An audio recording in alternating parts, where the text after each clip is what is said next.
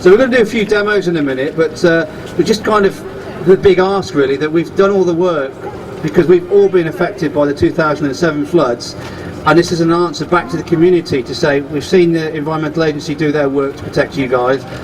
The kind of next step for us is to make sure that we're protecting you lot and making sure that when you need us, we're on your doorstep straight away to protect you.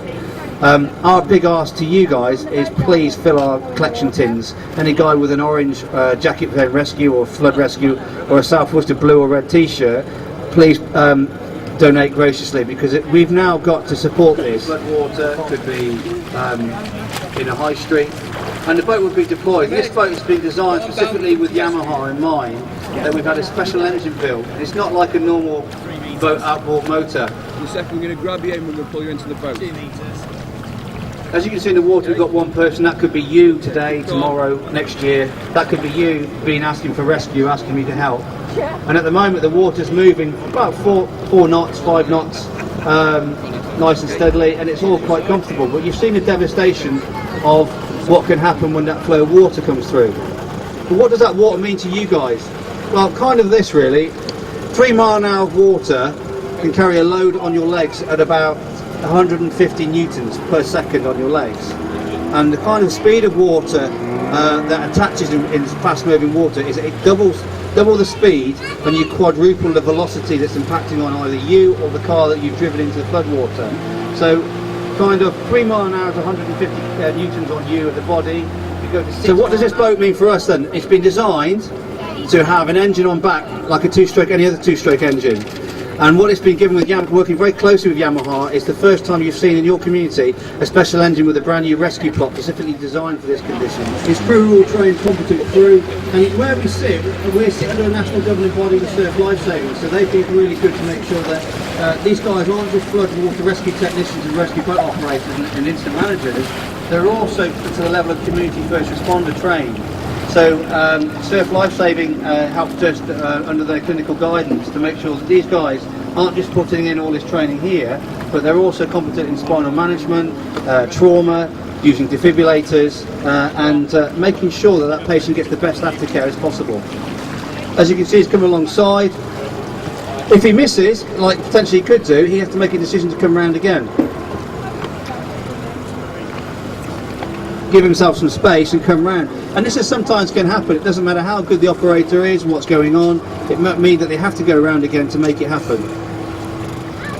You can see on the water as well as our patrol boats that they're not national assets. These are the ones that the club have raised out of their own back pocket, are the white ones, and they're called dories, a bit different to the one you're seeing with the red inflatable rescue boats. Those ones help to do the patrols for our triathlons, and we also use them for teaching the youngsters to come through to have a Royal Yachting Association Level 2 course. From then in their progress, as you can see, this Abbey's just been picked up, and it's never nice and beautiful to put somebody in the boat. It's always ungainly and unattractive. Rescue system, and this is the Hansa Mayday board. This has been designed for dealing with ice, mud, and low energy. That in a dynamic situation when you are in peril and it takes this time to drop the boat in, that potentially I might have to deploy this Hansa Mayday board very quickly. The history of this Hansa Mayday board was designed from the Stockholm Fire Service, where literally the fire service would turn up, they would come along to people who had fallen off the ice, off through the bridges, and they had to find something very quickly inside 3 minutes to get hold of them. And this is what it was, and everything's checked. I'm going to get one person to be a casualty, and then the rest will be in teams. So Mike Petter is going to be the what? Oh, sorry, correction. Mike Petter's going to be my line manager. Mike Wilkinson here is going to be the rescuer, and Abby Jones is going to be my casualty. So we'll let Abby go in first. On doubling the speed. Over to you, Mike. That you can get yourself trapped and swept back in, or at worst, you'll be caught up in the bike of light on his leg. So the board's now deployed. It's very quick, very fast. Doesn't have to be graceful. Get the person onto the board, get them to a safe place, and keeping their hands away. So he's total control of that casualty. And then what he does, he gets them in, gets them to a safe place. He'll put his hand up when he's ready, and the team will haul in.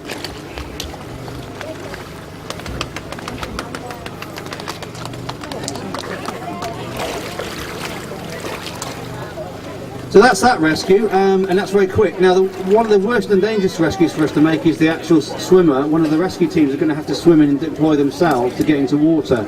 And that's when, kind of, hang on, Adrian, you just talked about not tying a rope round you, but if we just demonstrate what we do with a cow's tail from the back of a PFD, that Michael will unclip it and clip a cow's tail onto the line. Now, just as a demonstration, if that's all right with you, Swish, if he got himself into trouble, he's designed to be trained that worst case scenario, he has to swim in the water himself and use all his knowledge to lie on his back, read the water and try and use his body as a ferry angle to get to the side of the river. But we want to keep him onto a line as much as possible. Worst case scenario, that line gets entangled, you could say, well actually Aidan, he's still in the system, you just said about a firefighter dying, we're wrapping a rope around him. This is what can happen. He'll get into trouble, he'll release, he'll pull the release cord, it will feather out, and then all of a sudden he's free of the system. As you can see, just show around there, Swish. So he's now free while the cowtail's releasing, so it's now up to his own training and skill. That's the last resource for him to get himself out of trouble. But we'll try and maintain a safe system of work with him at all times.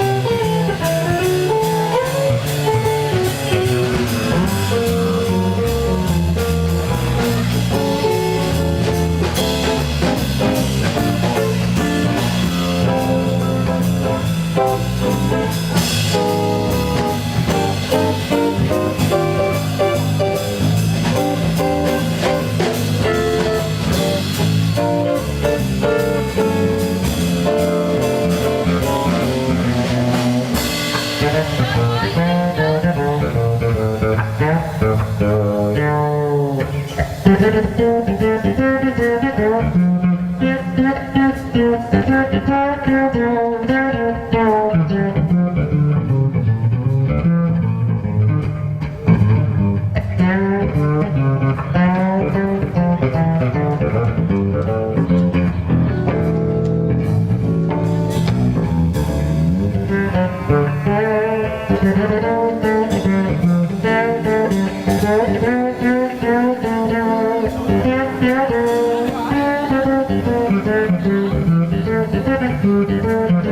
you.